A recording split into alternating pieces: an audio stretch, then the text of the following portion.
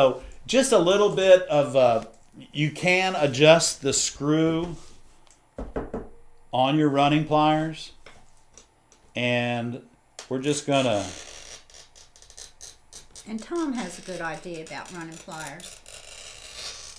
So we're gonna take that and cut that out like that. Oops. This is probably gonna break right here because it's small, but it might not.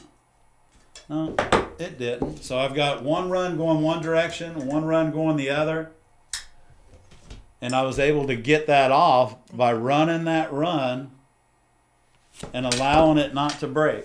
So this right here, you know, when I'm doing these birds for the gallery, this point is very important. It's important to me not to have to put it on there with the grinder.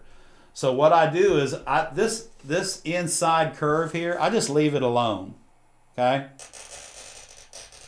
And this is a double rolled Wismac. And I'm going to come right around the breast of the bird. And I'm going to, you see that, I went by that, okay? I didn't go into the beak itself. Okay?